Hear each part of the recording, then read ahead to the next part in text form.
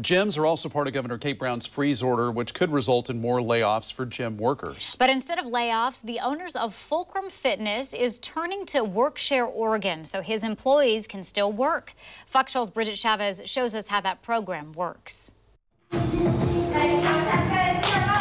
This is one of the last in-person workouts Fulcrum Fitness will have for at least 4 weeks. We have upgraded our entire operation to be outdoors at not just the gyms, but we also operate in 6 Portland parks. So these workouts have been up and running as a way to hedge against this. As part of a statewide freeze in Oregon to stop the spread of COVID-19, gyms must close.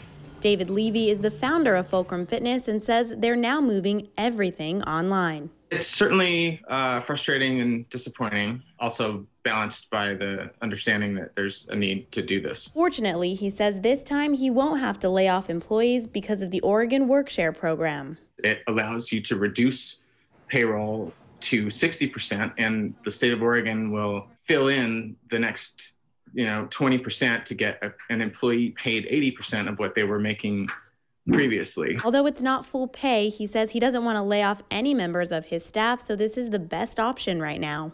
Obviously not a pill that anybody wants to swallow. And at this point, we're in the position of just doing our best to keep people getting as much of their paycheck as they possibly can. He plans to make up for the cuts later on. We've even expressed to our client base, our member base, that the percentage of revenue that we take in from people who are willing to stick with us during this virtual session, the company is going to match that to buffer what we can for to keep people as close to paid as possible. Levy tells me he feels more confident this time around after speaking with the Oregon Employment Department. Called and they answered on the second ring, which was nice and surprising, and I expressed that surprise to them, and they said, well, we've made a lot of different upgrades at the agency, including adding a ton of staff. Bridget Chavez, Fox 12 Oregon.